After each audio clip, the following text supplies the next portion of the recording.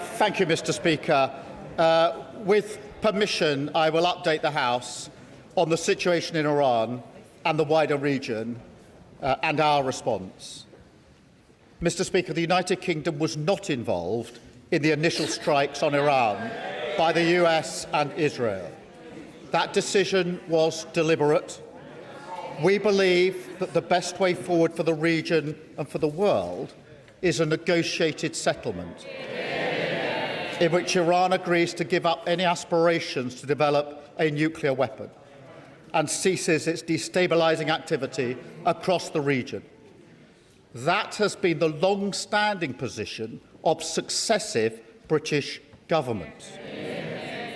President Trump has expressed his disagreement with our decision not to get involved in the initial strikes. But it is my duty to judge what is in Britain's national interest.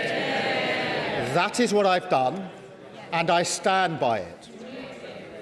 But, Mr. Speaker, it is clear that Iran's outrageous response has become a threat to our people, our interests and our allies, and it cannot be ignored. Iran has lashed out across the region. They've launched hundreds of missiles and thousands of drones at countries which did not attack them, including the UAE, Saudi Arabia, Kuwait, Qatar, Iraq, Bahrain and Oman. And overnight, Hezbollah, Iran's proxy in Lebanon, launched attacks on Israel, seeking to escalate the war. Mr. Speaker, there are an estimated 300,000 British citizens in the region, residents, families on holiday, and those in transit. Iran has hit airports and hotels where British citizens are staying. It is deeply concerning for the whole House and the whole country. And, Mr. Speaker, our armed forces are also being put at risk by Iran's actions. On Saturday, Iran hit a military base in Bahrain with missiles and drones.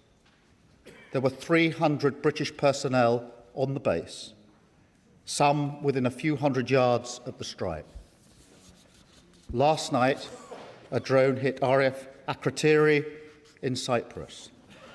There were no casualties in this strike.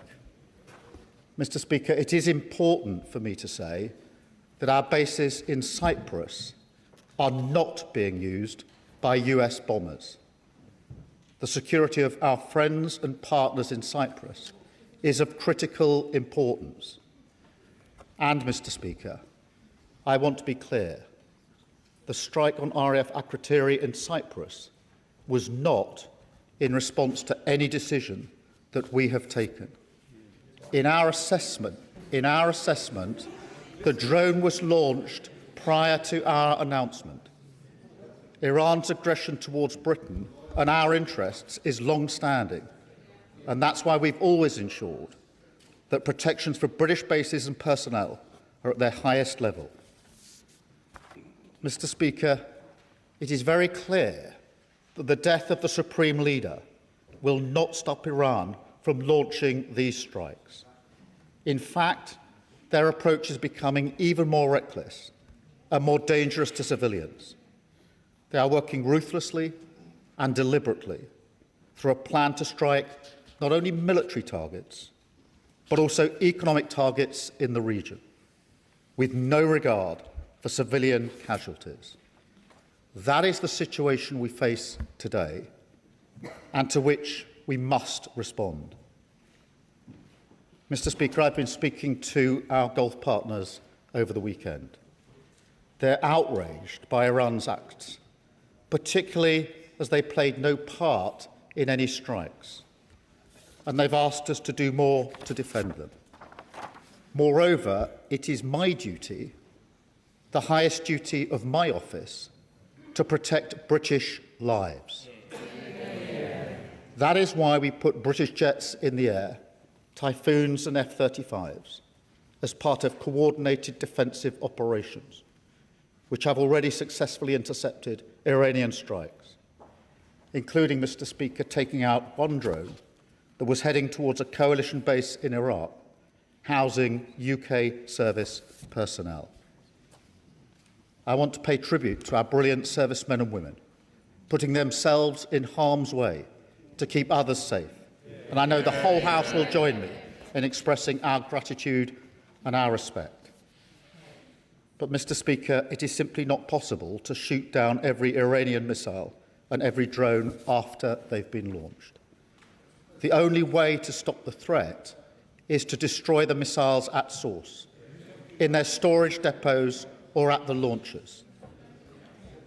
The US requested permission to use British bases for that specific and limited defensive purpose because they have the capabilities to do so. Yesterday evening, we took the decision to accept that new request in order to prevent Iran firing missiles across the region, killing innocent civilians, putting British lives at risk, and hitting countries that have not been involved. To be clear, the use of British bases is limited to the agreed defensive purposes. We are not joining the US and Israeli offensive strikes. The basis for our decision is the collective self-defence of long-standing friends and allies and protecting British lives. It is in accordance with international law, and we've produced a summary of our legal advice which clearly sets this out. We will keep the decision under review. Mr. Speaker, we are not joining the strikes, but we will continue our defensive actions in the region.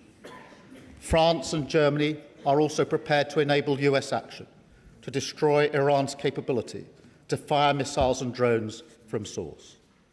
I've been in close contact with President Macron and Chancellor Merz in recent days, as well as President Trump and leaders across the region to that end.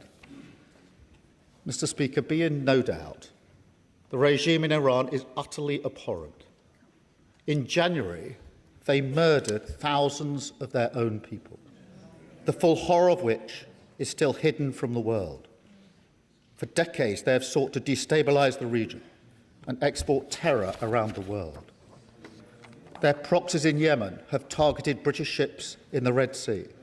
They facilitated Russia's attacks in Ukraine.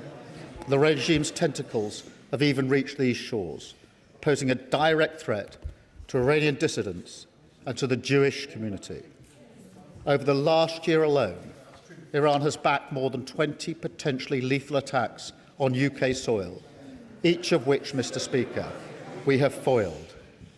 So it's clear the Iranian regime must never be allowed to get their hands on nuclear weapons. That remains the primary aim of the United Kingdom and our allies, including the US, and ultimately this will have to be achieved at the negotiating table.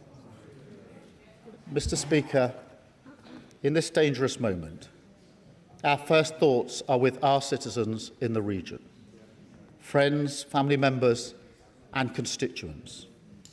I recognise the deep concern that the situation is causing for those involved and for communities across the country.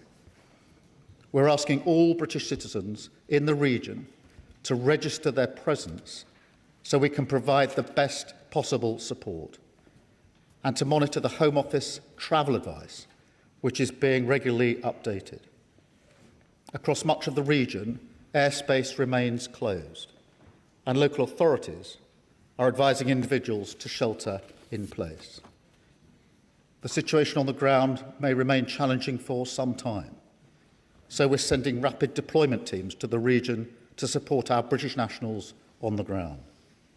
And we're in close contact with the travel industry and governments in the region, including with our friends in the UAE, given the concentration of British nationals in that country. And we're looking at all options to support our people. We want to ensure that they can return home as swiftly and safely as possible. The FCDO phone lines are open to provide consular support, and ministers are available to meet MPs to discuss any individual cases. Mr. Speaker, we're also reaching out to communities across the United Kingdom, including Muslim and Jewish community organisations, and we're making sure that sites across the country, including places of worship, have appropriate protective security in place. Mr. Speaker, the situation in the region is developing rapidly, so we will continue to update the House in coming days. Mr. Speaker, I've spoken recently about the toll that global events are taking here at home. They come crashing into our lives with ever greater frequency, hitting our economy, driving up prices on the supermarket shelves or at the pump, dividing communities, bringing anxiety and fear. That's why how we operate on the world stage matters so much. Mr. Speaker, we all remember the mistakes of Iraq, and we have learned those lessons. Any UK actions must always have a lawful basis and a viable, thought-through plan. I say again, we were not involved in the initial strikes on Iran, and we will not join offensive action now. But in the face of Iran's barrage of missiles and drones, we will protect our people in the region and support the collective self-defence of our allies, because that is our duty to the British people. It is the best way to eliminate the urgent threat, to prevent the situation spiralling further, and support a return to diplomacy. It is the best way to protect British interests and British lives. That is what this government is doing, and I commend this statement to the House.